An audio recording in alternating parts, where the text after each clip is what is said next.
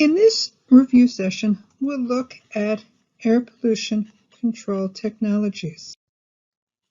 So just to review, there are two basic types of control devices: wall collection devices and dividing collection devices. So we'll discuss gravity settlers, cyclone separators, and electrostatic precipitators. All of these are wall collection devices. They drive the particles to a solid wall where they form agglomerates and then are removed and can be either recycled or disposed of. And then we have the dividing collection devices, and the two types that we'll talk about today are filters and wet scrubbers. So gravity settlers are the simplest of these types of technologies. Again, wall device. These tend to be very large. They require very little maintenance, and they're reliable.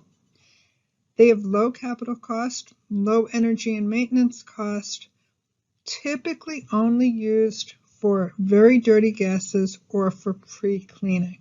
One can use baffles in order to better distribute the flow evenly. Otherwise, the flow often will flow right through the middle and the efficiency will be poor. And the flow regime in these are typically something between plug flow and a CSTR. These have good efficiencies if the particles are greater than 50 microns in size, if the density is low. If the density is high, so we're talking about, for instance, sand particles, then these can be used for particles greater than 10 microns in size. So we'll just go over a few types of problems. These are essentially memory retention problems. You won't find the answers in the reference handbook.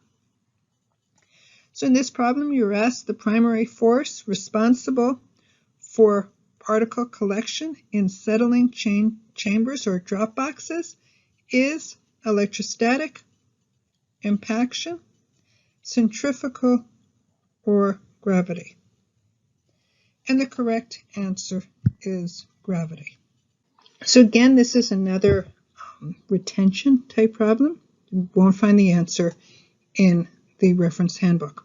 So we have settling chambers. Drop boxes are usually effective for removing particles that are less than 10 microns, between 10 and 50 microns, greater than 70 microns, or submicron sized particles only.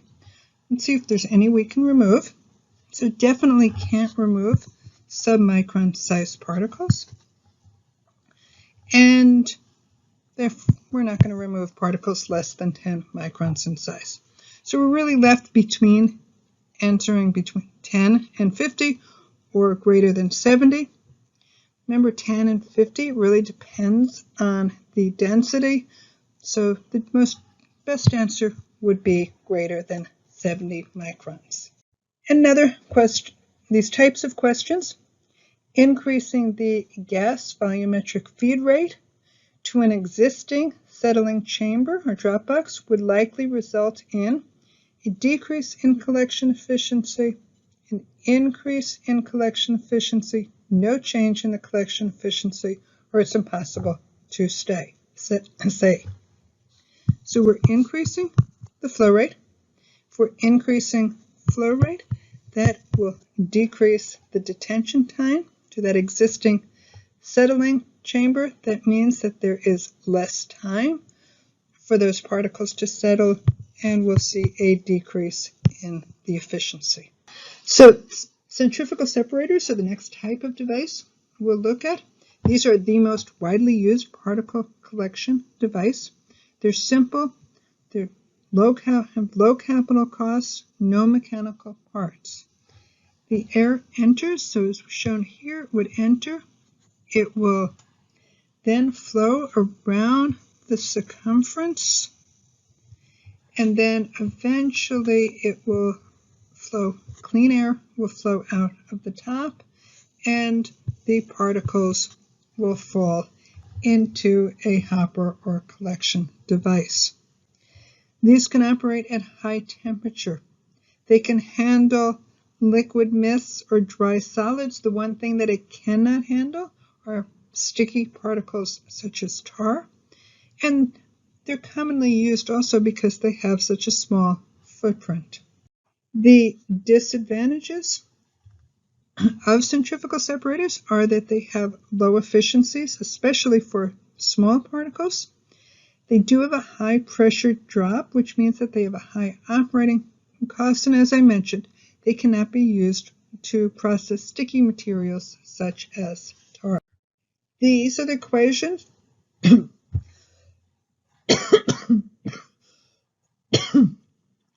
So these are the equations that are provided in the FE handbook.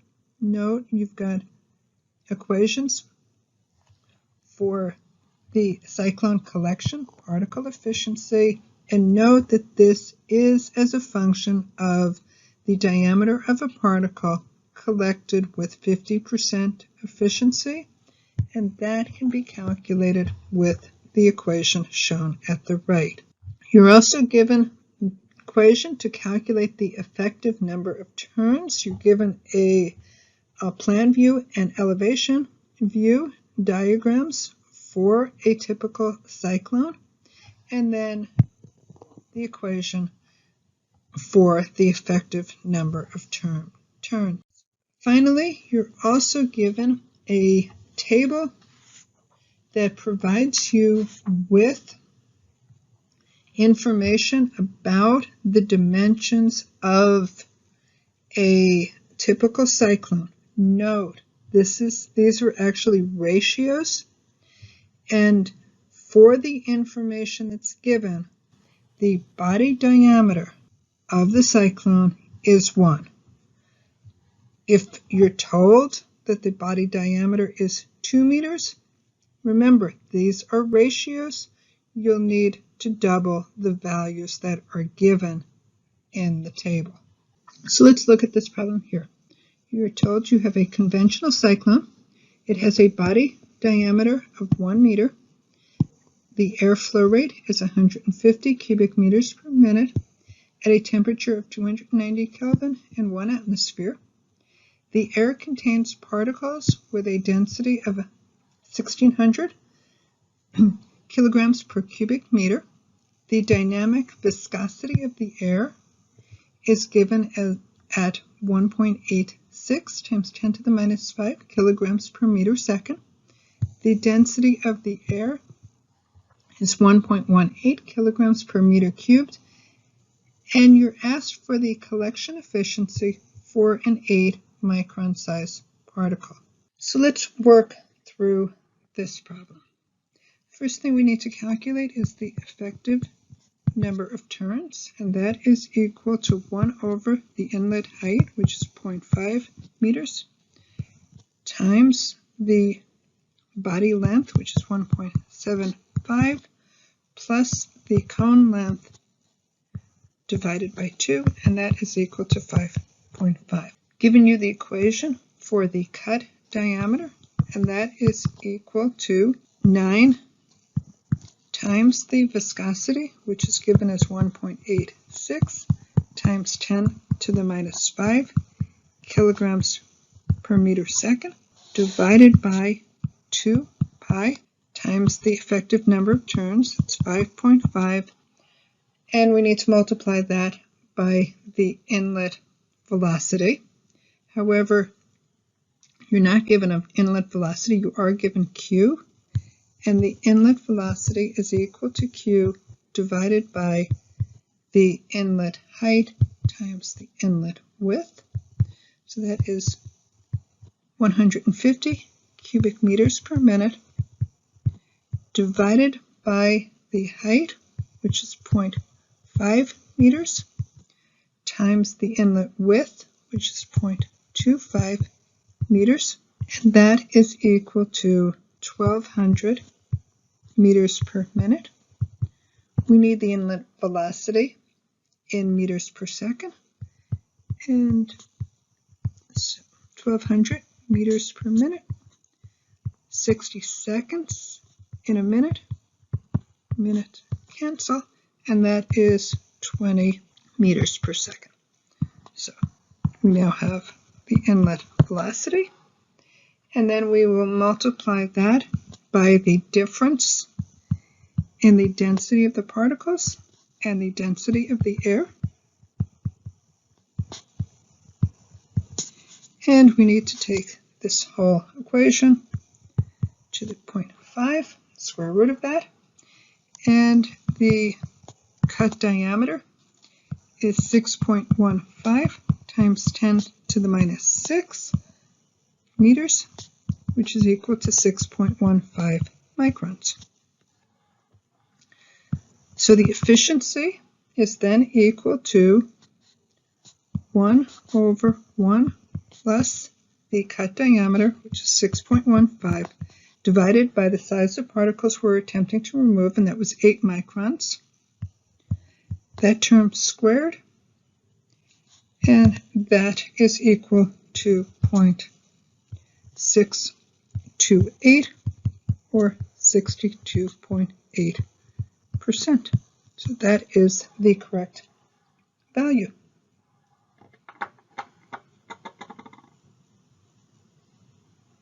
Again, this is another retention type question. You're asked that the collection efficiency of a cyclone separator increases proportionally to the cube of the diameter being removed. So let's just write that.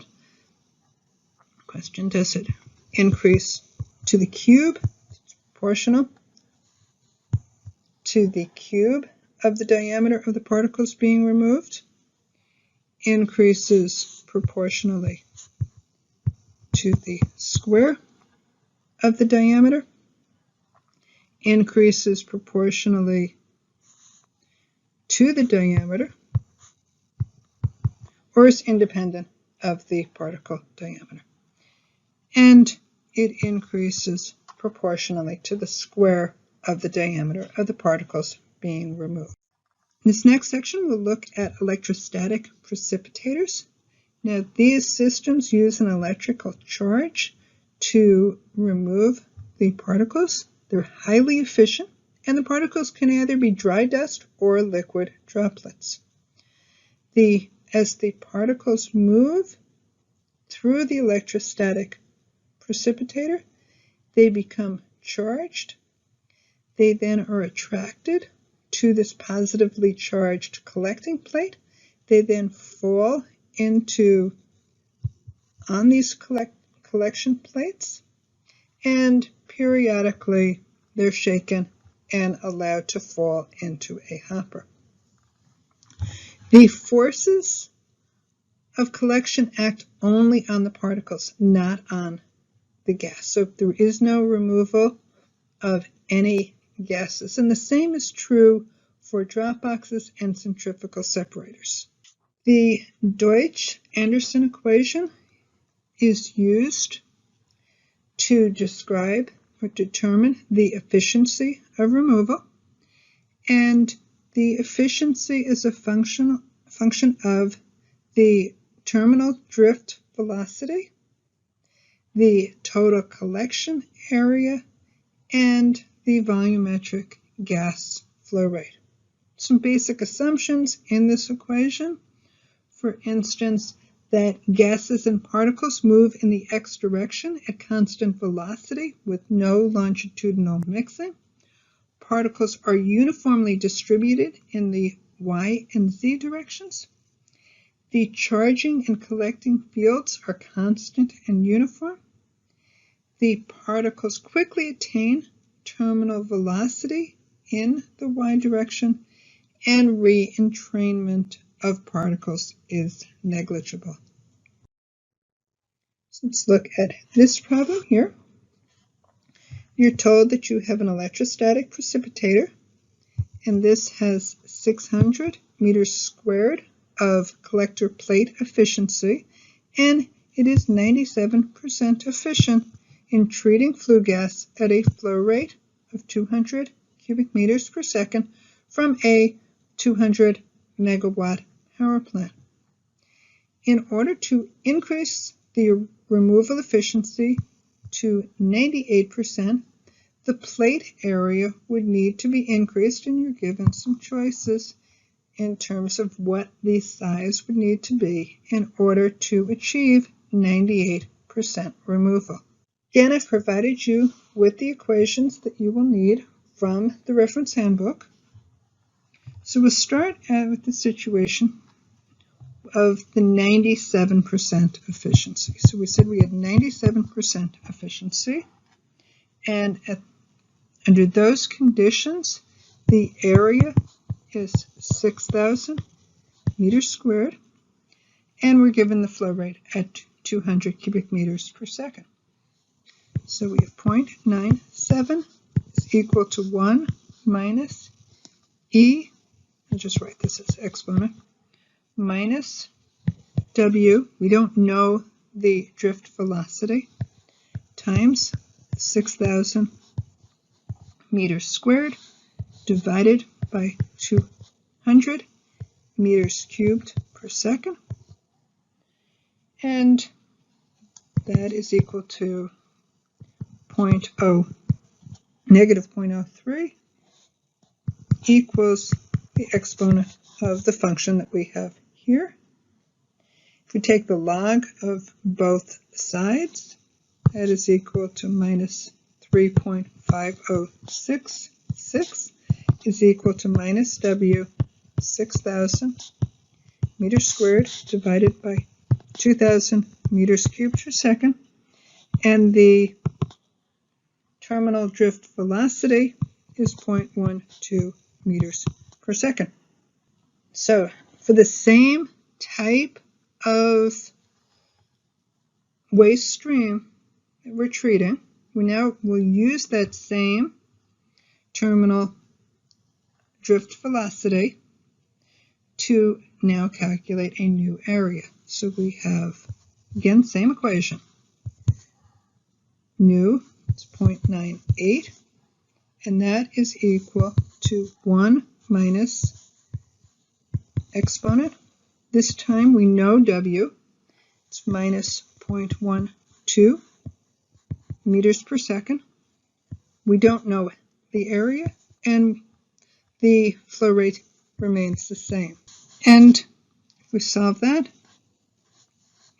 this is minus 0.02, again, is equal to minus exponent, and this is minus 3.912 is equal to minus 0.12 times the area divided by 200, and the required area is 6,694 meters squared. So we need to increase the area, the collection area, by roughly 700 meters squared in order to achieve that additional 1% efficiency. And this would be your answer. Again, another type of retention problem. You're asked which of the following conditions are inappropriate for dry, and this is important, electrostatic precipitators. You don't want to use an electrostatic precipitator for an explosive gas or vapors. You've got charge. It's possibility of igniting those gases and causing an explosion. With dry electrostatic precipitators, you cannot use them for sticky particle material. It's very difficult to remove those off of the collectors. And you don't want to use those for gas streams that are vented back into the occupied area, because you won't get sufficient removal in order to protect public health. So the answer is all of these are inappropriate for use. Moving on to dividing devices. The first one that we'll talk about are Baghouse filters. And these are highly efficient, can achieve up to, referred to as 4.9 log removal, so 99.99% removal. And typically, though, about 99% removal with 0.5 micron size particles. So you can see you can remove much smaller size particles than many of the devices that we've talked about so far. And they can operate at typical dust loadings, wide range from about 0.23 to 23 grams per cubic meter. The material that's used in the Baghouse filter that is dependent on the temperature of the gas and the type of particles to be removed. The fundamental design parameter for Baghouse filters is the filtration velocity. It's also referred to as the air-to-cloth ratio, the approach velocity, or the superficial velocity. And the velocity will depend on the particle size to be removed, the system type that you're using, and the dust source. The efficiency of removal is dependent on all of those parameters. It's also dependent on the presence of pinholes, as these pinholes will significantly reduce the efficiency of removal. This table is from the reference handbook. Note the units. They're in meters cubed per minute. It's a flow rate per area of the filter. So essentially this is meters per minute. And notice that these vary both with the type of dust to be treated and also the type of Baghouse filter. So we have a problem here. We have a cement processing plant that proposes to use a mechanical shaker Baghouse for particulate removal. The gas flow rate is 20 cubic meters per second, and each bag is 15 centimeters in diameter, 12 meters in length, and you're also told that the proposed design calls for 1/8 of the bags to be offline at any time for cleaning.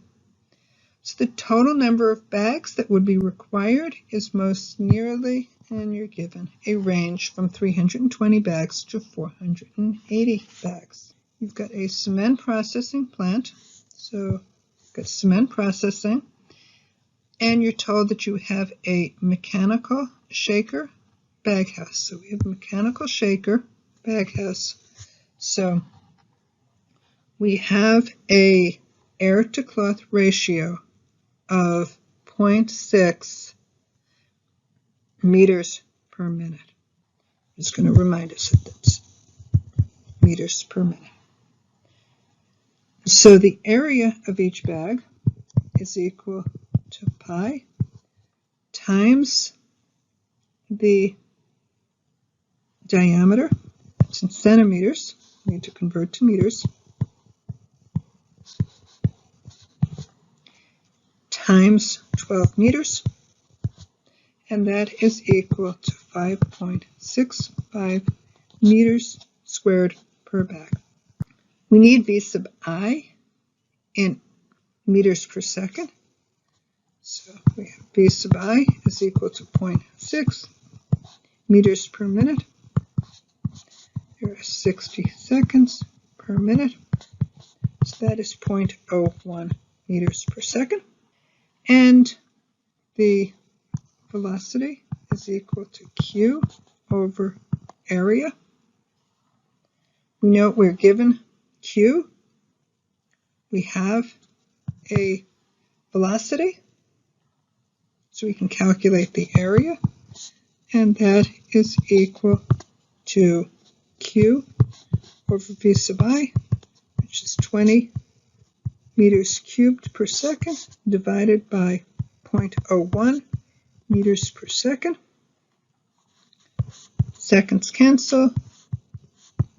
We've got meters squared, and the area is 2,000 meters squared. So the number of bags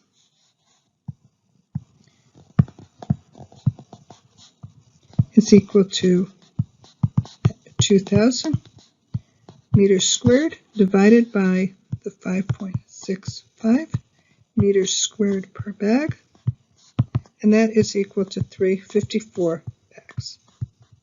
However, remember, we need that 1/8 of the bags will be offline at any point in time. So 354 divided by 8 is equal to 44. Therefore, the number of bags is 354 plus 44, or 398 bags. And we want the same number of bags in each unit. So if we have 50 bags in each unit, we have 8 units, that was the 1/8, and that is equal to 400 bags. So we'll actually design a system not with 398 bags, but with 400 bags. So 50 bags in each unit, 8 baghouses for a total of 400 bags. Again, another type of these retention type problems, you're asked the question, excessive air to cloth ratios will likely result in, and you're given a number of options.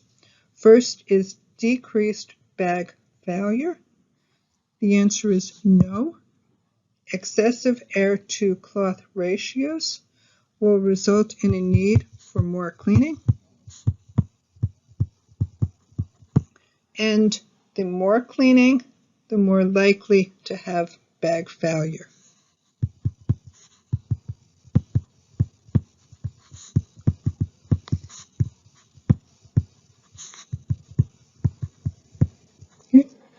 You're asked if the excessive air to cloth ratios are likely to result in a decreased static pressure drop, and that is not true. It will actually increase the static pressure drop. Increased service times between cleaning. Increasing your air to cloth ratio will result in decreased service times. That is not true. We've only got one left. And yes, excessive air to cloth ratios are likely to result in increased particulate emissions through the filter media, a decrease in the efficiency. That is the correct answer.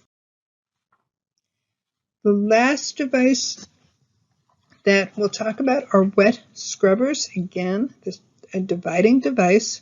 These divide the flow by sending it through many small droplets of water, and it's often combined with a cyclone. Shown here, we have dirty gas coming in. It then flows into a gas-liquid contactor, typically with water. It's a scrubber. We now have a mixed gas and liquid. We now have to separate that gas and liquid, so we can use a cyclone for that. We have clean gas, dirty liquid. We then have to separate the solids that are in the liquid. We then have a collected solid. Rarely can that be reused in that condition, so we have a disposal problem. Now this collected solid and the clean liquid can then be recycled back into the wet scrubber. So essentially what we're doing is we're transferring a gas contamination problem to a liquid contamination problem with this device. There are some advantages though. When you have a flammable or explosive dust, this is definitely an option because you have a aqueous solution, so less likely to have explosions. You can both absorb gases and dust in one unit. The other devices we've all talked about were simply dust collection or particle collection devices. They did not treat the gas, so any gas stream. It can handle mist. It can also be used to cool hot gases. It does have variable collection efficiency, and it can also be used to neutralize gases and dust. Problems with it, though: high potential for corrosion. As I mentioned, transfers a gas contamination issue to a water contamination issue. In environments where you have cold temperatures, you need to protect against freezing. And you may not be able to, as I mentioned, recycle the collected particles, and often the disposal of this sludge is expensive. So there are no equations in the reference handbook pertaining to wet scrubbers. So if you see a problem on the FE exam pertaining to wet scrubbers, it will likely be a retention type problem. So in this example here, we're told that the main particle collection mechanism used in wet scrubbers to remove particulate matter is, and you're given several choices: Brownian motion, electrostatic attraction, inertial impaction, or coagulation. The answer is inertial impaction, and if you recall, the way that a wet scrubber works is that we have some sort of a spray mechanism, and from that spray mechanism, water is sprayed downward, so we have water droplets that are created, and the dirty gas typically flows upward in the opposite direction, so we have a countercurrent flow.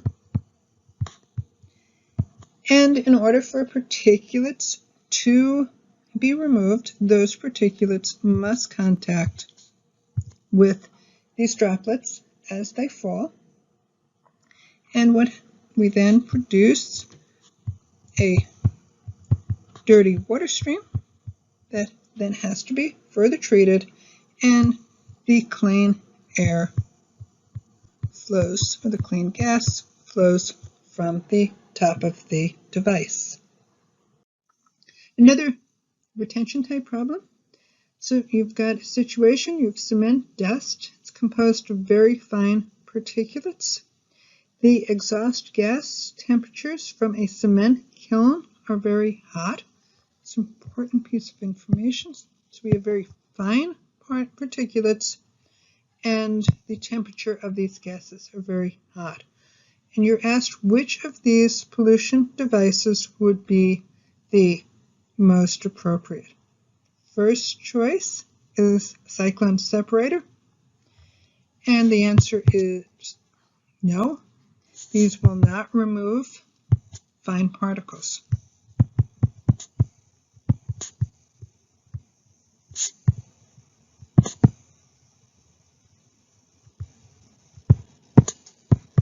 And the next choice is a Baghouse filter. Again, the answer is no, and that's important information, is the gases are very hot.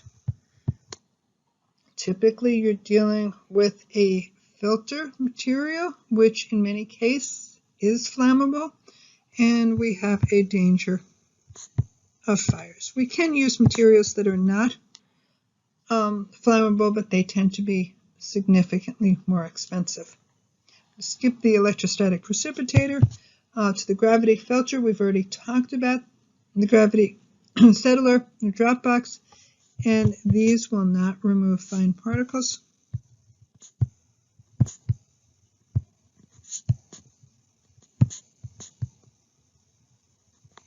So the answer is an electrostatic precipitator. So we can use an electrostatic precipitator for very hot gases and the removal of very fine particulates.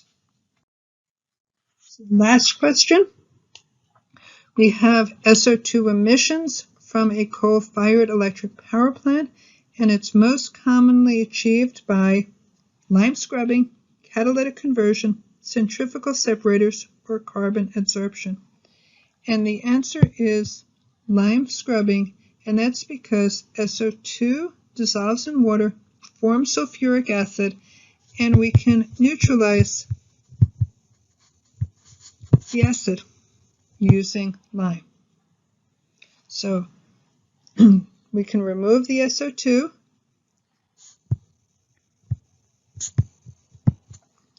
and as I mentioned, reacts in water, form sulfuric acid, so we can neutralize that acid. So that ends this section on control technologies. Good luck on the FE. And if you have any questions, please feel free to contact me.